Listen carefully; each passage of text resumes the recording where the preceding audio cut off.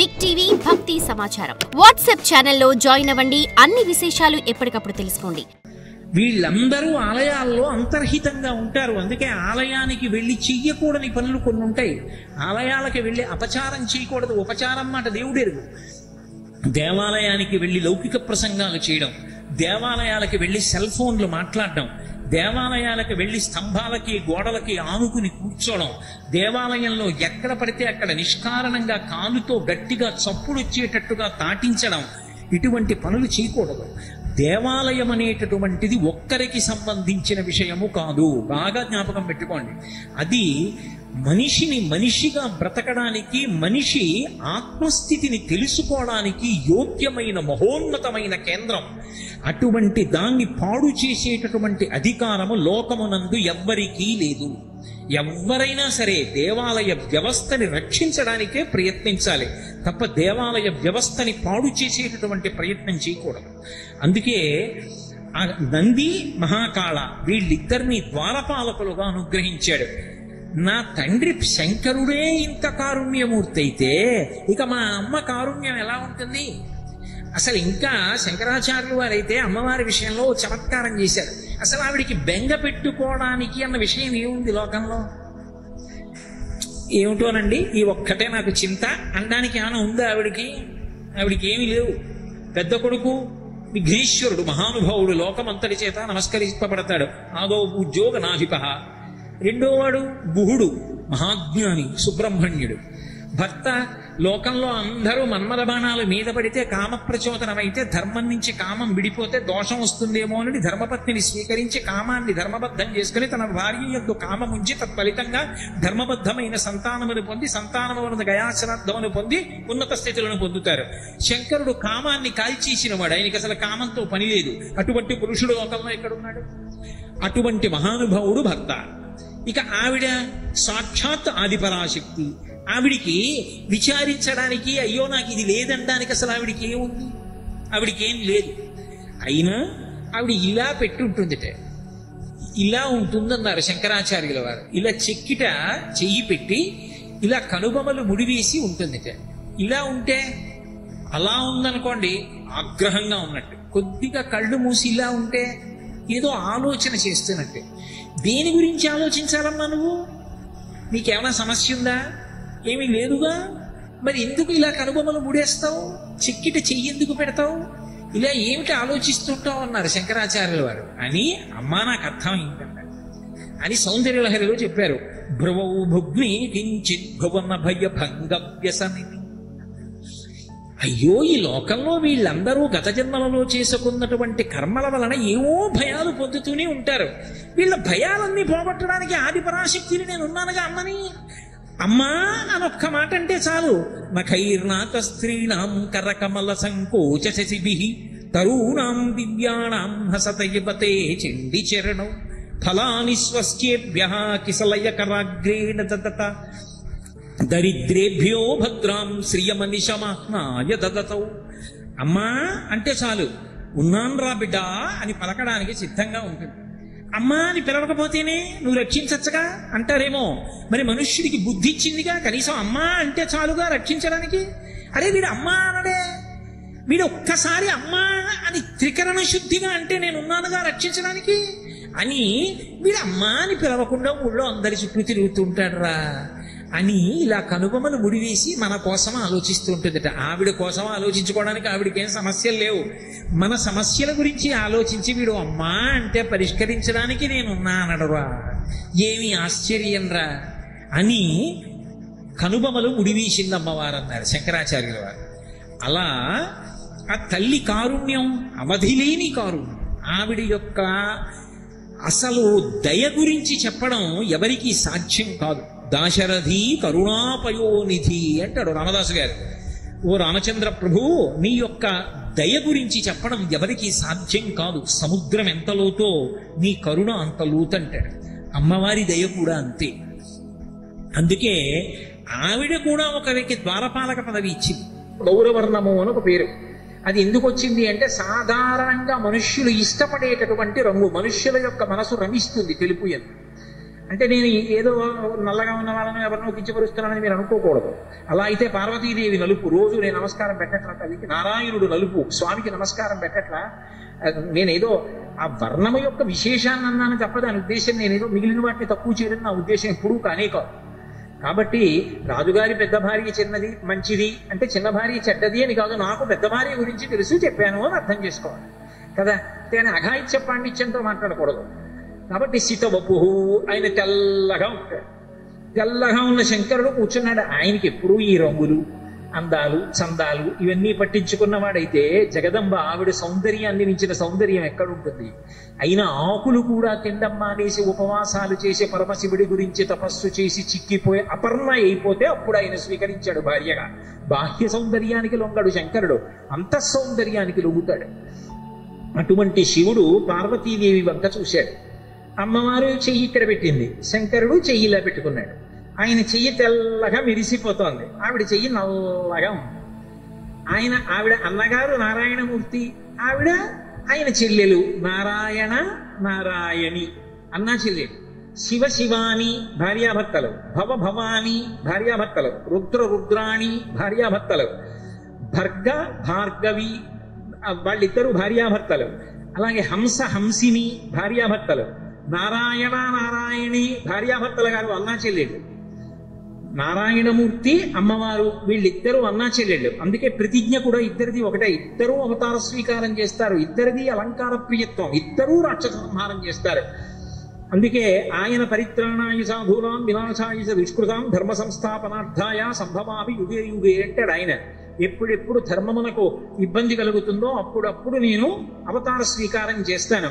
నన్ను ఒక ఆకారంతో చూడకుండా ఉండలేని పరితపించినటువంటి మహాభాగవతోత్తములైనటువంటి వాళ్ళ కోరిక తీర్చడానికి ఒక రూపాన్ని పొంది వస్తానంటాడు. అమ్మవారు యదా యదా హి సాధూనాం దుఃఖం భవతి దానవా తదా తేషాంచ రక్షార్థం దేహం సంధారయామ్యహం అంటుంది దేవి భాగవతంలో.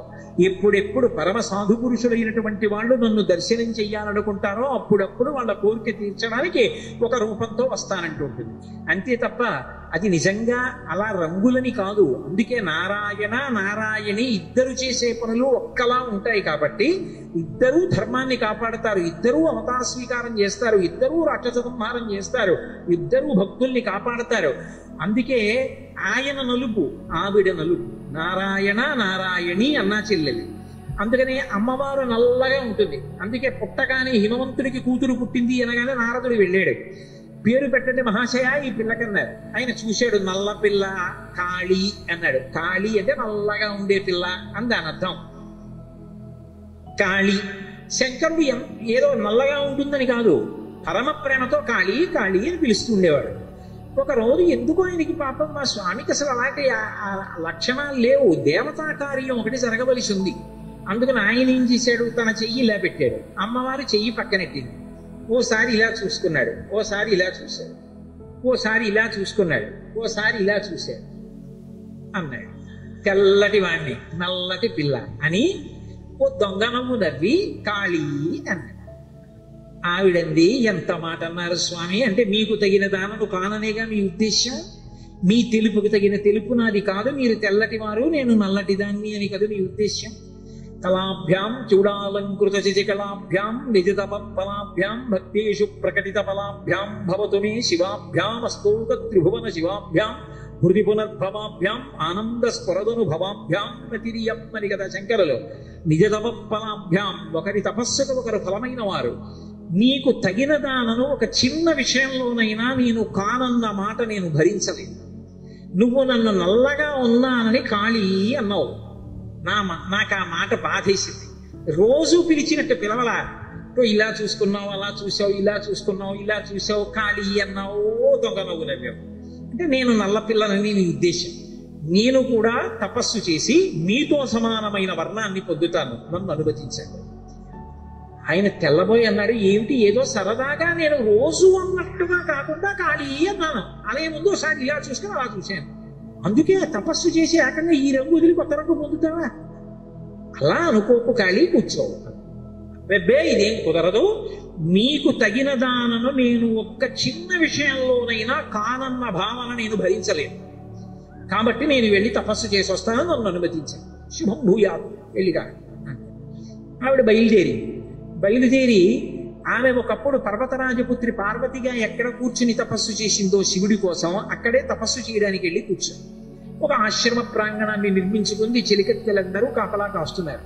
చతుర్ముఖ బ్రహ్మగారు పరిగెత్తుకొచ్చి అమ్మా అమ్మా అమ్మా అమ్మా నీకు ఇది తగిన పనేనా?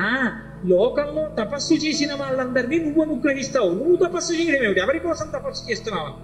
నీ గురించే. అయ్యి బాబా ఇది నేనే, నా గురించి తపస్సు ఎందుకమ్మా? కింకరు నీ చిటికి వేసి పిలిస్తే వస్తా, నీకేం కావాలి? నా గురించి తపస్సు ఎందుకమ్మా అన్నాడు. ఆవిడండి అలా అనకు, ఓ బ్రహ్మ, నీకు నాతో ఉన్న అనుబంధము 3 రకాలుగా ఉంది. ఒకటి నువ్వు నాకు కొడుకు, ఇంకొకటి నువ్వు నాకు మామగారు, ఇంకొకటి నువ్వు నాకు తాతగారు. అందుకని నీ గురించి తపస్సు చేస్తున్నాను. ఇప్పుడు ఆయన 4 ముఖాల మీద చేతులు పెట్టుకుని అన్నాడు, ఇది ఎక్కడి ప్రారంధం? నేను నీకు కొడుకు ఏమిటి, మామగారు ఏమిటి, తాతగారు ఏమిటి, ఎలాగమ్మా అన్నాడు. ఆవిడండి ఈ సమస్త బ్రహ్మాండములను శంకరుడు తనలోకి లయం చేసుకుంటాడు మహాప్రలయంలో. అన్నీ ఆయన కుక్షిలో ఉన్నాయి. వీటన్నింటినీ మళ్ళీ పునరుత్పత్తి చెయ్యాలనుకున్నప్పుడు ఎవరు చేస్తారు సృష్టి? బ్రహ్మగారు చెయ్యాలి. 4 వేదములు ఇచ్చి బ్రహ్మగారిని మొదట సృష్టించాలి. కాబట్టి ఇప్పుడు నువ్వు శంకరుడికి ఏమవుతావు? కొడుకు అవుతావు. కాబట్టి శంకరుడికి కొడుకు అయితే నాకేమవుతావు? కొడుకు అవుతావు. కాబట్టి నువ్వు నాకు కొడుకువి. అవునా? అవునమ్మా, నిజమే కొడుకు. నువ్వు నాకు మామగారివి కూడా. అమ్మ, నేను నీకు మామగారిని ఎప్పుడు అయ్యాను అంటే, ఒకానొకప్పుడు ఈ సృష్టి చేయమంటే నువ్వు ప్రజాపతుల్ని సృష్టిస్తే ప్రజాపతులందరూ వైరాగ్య భావంతో తపస్సు చేసుకోవడానికి వెళ్ళిపోయారు. అసలు ఈ సృష్టి ఎలా పెరుగుతుంది, తామర తంపరగా సృష్టి ఎలా పెరుగుతుంది అని నీకు అనుమానం వచ్చి మనసులో బాధపడి పరమేశ్వరుణ్ణి ప్రార్థన చేశావు. ఆయన నీ లలాటల్లోంచి బయటికి వచ్చాడు. రుద్రస్వరూపంతో ఎదురుగుండా వచ్చి నిలబడి, బెంగ పెట్టుకోపోయి అర్ధనారీశ్వర స్వరూపాన్ని సృష్టిస్తున్నాను లోకంలో. ఆడ మగ అని 2 శరీరాలు ఏర్పడతాయి. ఒకరి పట్ల ఒకరికి ఆకర్షణ ఉంటుంది, దానివల్ల సృష్టి జరుగుతుంది ఇక పైన అని వరం ఇచ్చాడు. అప్పుడు నీ నొసటి నుంచి శంకరుడు బయటికి రుద్రస్వరూపంతో వచ్చాడు కాబట్టి, రుద్రుడు నీకు కొడుకయ్యాడు కాబట్టి, నే రుద్రానిని కనుక, ఆయన భార్యని కనుక, ఆయనని కన్నా తండ్రివి నువ్వు కనుక, నువ్వు నాకు మామగారివి. కాబట్టి నేను గౌరవించాలా వద్దా? మామగారిని అమ్మో అమ్మ గౌరవించాలి. అంటే నేను ఒకసారి కొడుకు, ఓసారి మామ. బాగుందమ్మా. తాతని ఇప్పుడు అయ్యారు. హిమవత్ శర్మ, హిమవత్ పర్వతం నీకు కుమారుడుగా లోకంలో పిలువబడతాడు. అవునా కాదా? అవునమ్మా, హిమవత్ పర్వతం నా కొడుకే. హిమవంతుడు నీకు కొడుకు అయితే హిమవంతుడి కూతుర్ని కాబట్టి నాకు హైమవతి అని పేరు. ఇప్పుడు నా తండ్రి హిమవంతుడైతే హిమవంతుడికి తండ్రివి నువ్వైతే నువ్వు నాకేమవుతావు? తాతవేనా? అవునమ్మా, తాతని. అందుకు తపస్సు చేశాను. ఏం కావాలమ్మా? దేని గురించి అల్లరంతా అని అడిగాడు. అడిగితే ఏమీ లేదు, శంకరుడు ఏమిటో ఇలా చూశాడు అలా చూశాడు ఖాళీ అన్నాడు. ఈ వర్ణం పోయి తెల్లటి వర్ణం పొందాలనుకుంటున్నాను. అది ఉట్టి తెలుపు కాదు, తెలుపు పసుపుకి కూడా గౌరవర్ణం అని పేరుంది. 2 కలిసినటువంటి కాంతితో కూడిన వర్ణాన్ని పొందుతాను. శంకరుడు చూసి అబ్బా అనాలి. అటువంటి పేరు రావాలి. గౌరీ, గౌరవర్ణంతో గౌరీనై వెళ్ళి ఆయన పక్కన కూర్చుంటానన్న. అమ్మా, దానికి నన్ను అడగడం ఎందుకమ్మా? మరి సృష్టికర్తవి నువ్వు కదా. ఈ నల్ల తొడుగు తీసి తెల్ల తొడుగు ఎక్కించండి. ఆయన అన్నాడమ్మా, నీ విషయంలో చెయ్యగలిగిన వాణ్ణి కాను. శంకరుడు ఎందుకు నీ వంక తిరిగి కాళీ అన్నాడో నాకు ఇప్పుడు అర్థమైంది. శుంభ విశుంభులని 2 రాక్షసులు పుట్టారు. వాళ్ళు వరం అడిగారు నన్ను తపస్సు చేసి. అయోనిజ అయినటువంటిది, పెళ్లి కానిటువంటిది, కుమారి అయినటువంటిది, మహాసౌందర్య రాశి అయినటువంటి ఒక ఆడదాని చేతిలో మేము చచ్చిపోతామని వరం అడిగారు. అమ్మా, శంకరుడు దేవతల కార్యం తీర్చడానికి నువ్వు తపస్సు చెయ్యాలన్న కోరిక పుట్టేటట్టుగా బుద్ధి ప్రచోదనం చేసి నిన్ను పంపాడు. అమ్మా, నీ నల్ల తొడుగు విడిచిపెట్టి దానికి ప్రాణప్రతిష్ఠ చెయ్యి. కౌశికి అని పేరు వస్తుంది ఆ రూపానికి. నల్లటి రూపంలో ఉన్న కుమారి కనుక ఆమె యవ్వనంలో ఉంది కాబట్టి, అయోనిజ కాబట్టి, ఇప్పుడు ఆమె సింహవాహనారూఢ అవుతుంది. సింహాన్ని బహూకరిస్తాను. ఆ వాహనం మీద వెళ్ళి శుంభ విశుంభుల్ని పరిమారుసు. అమ్మా, నువ్వు గౌరవర్ణం పొంది శంకరుడి దగ్గరికి వెళ్ళాను. చాలా సంతోషం అంది. ఆవిడ నల్లటి తొడుగు విడిచిపెట్టింది. ఆ నల్ల తొడుగు విడిచిపెట్టేసినప్పుడు దానికి ప్రాణాన్ని ఇచ్చింది. ఇస్తే కౌశికి అన్న పేరుతో వేరొక అమ్మవారు ఆ నల్లటి శరీరంలోకి వచ్చింది. ఆమె శుంభ నిశుంభ సంహారం చేసింది. అమ్మవారు వెనక్కి తిరిగి వెళ్ళిపోతోంది శంకరుడి దగ్గరికి. వెళ్ళిపోతున్నప్పుడు ఆవిడ వెంట ఒక పులి బయలుదేరి. బ్రహ్మగారు చూసి అన్నాడు, అమ్మాయి ఏమిటమ్మా ఈ పులి కూడా నీ వెంట వస్తోంది, ఇదెవరమ్మా అన్నాడు. ఈ వ్యాఘ్రం సహజంగా స్వభావం చేత క్రౌర్యము కలిగినటువంటి ప్రాణి. ఇది నేను తపస్సు చేస్తూ ఉండగా నన్ను చెనకడం కోసం వచ్చింది. ఇది వస్తూ నన్ను చూసింది. చూసి చూడగానే నా దర్శనం అవ్వగానే దానిలో ఉన్నటువంటి క్రౌర్యం అంతా పోయింది. పరమసత్వగుణంతో ఉంది. పైకి పులి దేహం, కానీ లోపల పరమ భక్తుడైపోయి ఉంది. నన్ను విడిచిపెట్టి ఉండలేక నా వెంట వచ్చేస్తోంది. రాణి ఇది ఇన్నాళ్ళు నా ఆశ్రమాన్ని కాపాడింది. అది కూడా వెళ్ళింది. అమ్మవారు అంతఃపురంలోకి వెళ్ళింది. పెద్ద పులి బయట కూర్చుంది. ఈవిడ లోపలికి వెళ్ళింది. శంకరుడి పక్కకి వెళ్ళి కూర్చుంది. పరమశివుడు ఇలా చూసి గౌరీ అన్నాడు. అబ్బా, కాళీ అన్నందుకు ఇంత అల్లరా, ఇంత రంగు మార్చుకుని వచ్చావా అన్నాడు. కాదు అసలు మీరు ఎందుకు కాళీ అని పిలిచి పంపారో నాకు అర్థమైంది. ఇప్పుడు మీ మనసుకు ముచ్చటే కదా నేను ఇలా ఉంటే. మీకన్నా ఇంత తక్కువ దానన్నా కూడా నేను అంగీకరించను. అందుకే ఆడపిల్ల పెళ్లి పీటలకి వెళ్లే ముందు గౌరీ పూజ మాత్రమే చేస్తుంది. కారణం ఏమిటో తెలుసా? అమ్మా, నన్ను కన్నవారిని విడిచిపెట్టేస్తున్నాను, నా తోబుట్టువుల్ని విడిచిపెట్టేస్తున్నాను, నేను నివసించిన ఊరు విడిచిపెట్టేస్తున్నాను. మగవాడు అలా విడిచిపెట్టలేడు. నేను ఉన్న ఊరు విడిచిపెట్టి ఒక్క 4 రోజులు ఇంకో ఊరు వెళ్ళి ఉపన్యాసం చెప్పాను అనుకోండి, నాకు బ్రహ్మరథం పట్టనివ్వండి. పాపం వాళ్ళేం తక్కువ చేయరు, ఎన్ని సౌకర్యాలు కల్పించనివ్వండి. ఏమిటో ఎప్పుడు వెళ్ళిపోతానో కాకినాడ అనిపిస్తుంది. ఏమిటి అక్కడికి వెళ్ళి ఏం చేస్తావు? పాపం వాళ్ళు నీకేమన్నా తక్కువ చేశారా నీ ఇంట్లో కన్నా? ఏమీ లేదు, అన్నీ ఎక్కువే చేశారు. మరి ఎందుకు వెళ్ళిపోతానంటావు? అదో సంతోషం. మరి అది ఆడపిల్ల అయితే తల్లిని వదిలేస్తుంది, తండ్రిని వదిలేస్తుంది, తోబుట్టువులను వదిలిపెట్టేస్తుంది, ఉన్న ఊరు వదిలిపెట్టేస్తుంది, స్నేహితులను వదిలిపెట్టేస్తుంది, ఆఖరికి తన ఇంటి పేరు వదిలిపెట్టేస్తుంది, తన గోత్రం వదిలిపెట్టేస్తుంది. చిటికిని వేలు పట్టుకుని ముక్కు ముఖం తెలియనటువంటి వాడు భర్త అని వెళ్ళిపోతుంది. సముద్రాలు ఖండాలు దాటి వెళ్ళిపోతోంది. ఎక్కడికో ఆయననొక్కడిని నమ్మి వెళ్ళిపోతోంది. ఆయన సంతోషంతో చిరునవ్వు నవ్వి పలకరించి ప్రేమతో మాట్లాడాడు అనుకోండి, ఎంత ఆనందమో, నిజంగా ఎంత సంతోషపడిపోతుందో. అదే భర్త కసురుకున్నాడు అనుకోండి, ఒక్క విషయం, నా కర్మ కొద్దీ దొరికావు అన్నాడు అనుకోండి, అంతే, ఆ మూలకెళ్ళి ఈ మూలకెళ్ళి కళ్ళొత్తుకుంటాడు. ఎంతమంది పొగడనివ్వండి, సంతోషం ఉండదు. ఆయన ఏదో అన్నాను లేవే గబుకు, అవునులేండి మనసులో మాట బయటకు వచ్చింది, మీ కర్మ కొద్దీ దొరికారు, మీకు తగిందాన్ని అయితే కదూ అంటుంది. ఆ మాట తట్టుకోలేదు ఆవిడ. అమ్మా, జగదంబమైన నువ్వే పరమశివుడు ఒక్కసారి ఇలా చూసి కాళీ అంటే తట్టుకోలేకపోయావే. నేను సామాన్యమైన ఆడపిల్లని, తల్లిని, తండ్రిని, ఉన్న ఊరిని, కన్నవాళ్ళని, ఇంటి పేరు, గోత్రం, స్నేహితులు, బంధువులు అందరినీ విడిచిపెట్టి వెళ్ళిపోతున్నాను. ఏ కష్టమైనా పర్వాలేదు, కానీ ఆయన మాత్రం ఎప్పుడూ నా వంక తిరిగి నాకు తగిన దానము కావన్న మాట నన్ను అనకుండా చూడమ్మా, ఆయన ప్రేమ నా యందు నిలబడేటట్టు చూడమ్మా అని గౌరీ పూజ చేస్తుంది. అందుకే గౌరీ పూజ చేసేటప్పుడు అంత భక్తితో చేయించాలి తప్ప, అది తీసుకెళ్ళి ఏదో అక్కర్లేని క్రతువు చేసినట్టు కళ్యాణ మండపం మొత్తం మీద ఎక్కడ చిన్న గది ఉంటుందో ఆ చిన్న గదిలోకి తీసుకెళ్లి కూర్చోపెట్టి అక్కడ గౌరీ పూజ చేయిస్తాడు నాబోటిగాడు. అసలు ఎక్కడ కోడలుగా తీసుకుంటాడు మామగారు? అక్కడికి వెడతాడు, అక్కడ చెప్తారు ప్రవర, 2 వైపుల ప్రవర చెప్పి ఈమెని నా కోడలుగా స్వీకరిస్తున్నానని చెప్పేవాడు ఎవరంటే మామగారు చెప్తాడు. చెప్పే వరకు పెళ్లిపేట్ల మీదకి రావడానికి వీల్లేదు. అటువంటి గౌరీ పూజ చక్కగా అందంగా జరగాలి. ఏ మామగారు కోడల్ని ఇంటికి తెచ్చుకుంటున్నాడో ఆమె తన ఇంటి లక్ష్మి. ఆ కోడలు గౌరీ పూజ చేస్తూ ఉంటే పువ్వులు, ఫలాలు అన్ని మామగారు బహూకరించాలి. అమ్మ బాగా చేసిరా మా ఇంటికి కోడలుగా అని. అలా గౌరీ పూజ ఎందుకు చేస్తుంది అంటే తన భర్తతో అరమరిక రాకూడదని. కాబట్టి ఆ తల్లి, మళ్ళీ కథలోకి రండి, వచ్చి తల్లి గౌరీదేవి శంకరుడి పక్కన కూర్చుంది. శంకరుడు సంతోషించాడు, ఇద్దరివి ముచ్చట్లు అయిపోయి లోపల కడుతున్నారు.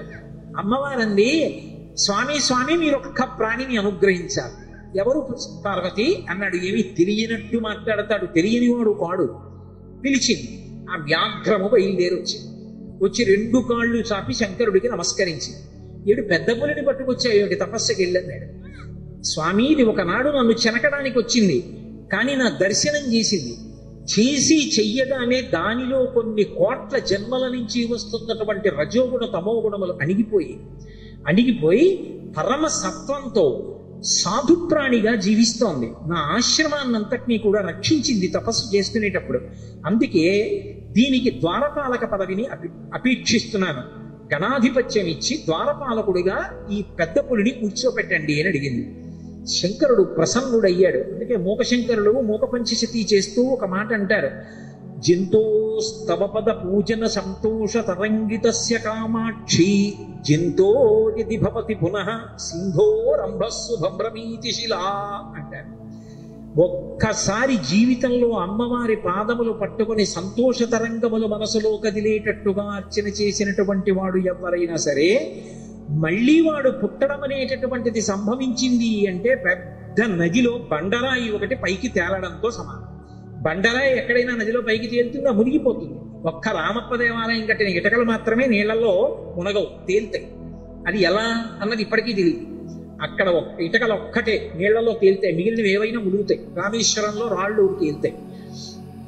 కానీ అమ్మవారి పాదములు పట్టి ఒక్కసారైనా సరే సంతోష తరంగితస్య కామాక్షి, ఆ తల్లి పాదములను అర్చన చేసినప్పుడు అమ్మవారి పాదములు కనపడి ఆనంద తన్మయత్వంతో ఆనంద పులకాంకురములు లేచేటట్టుగా ఒక్కసారైనా పూజ చేసినటువంటి వాడు మళ్ళీ పుట్టడం అన్నది జరిగితే నీటి మీద బండరాయి తేలినట్టే.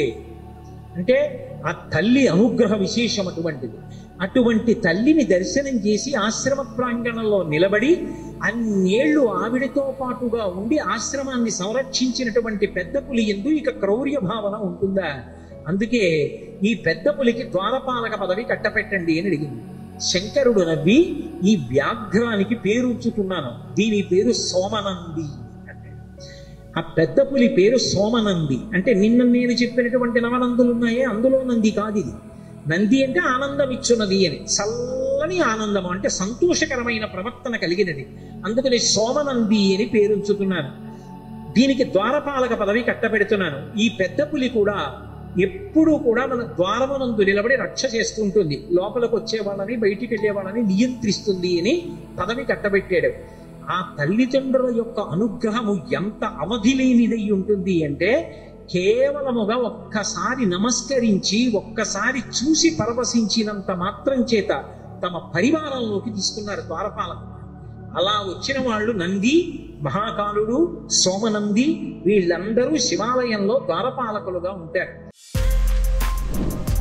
For more videos like this, subscribe Big TV channel.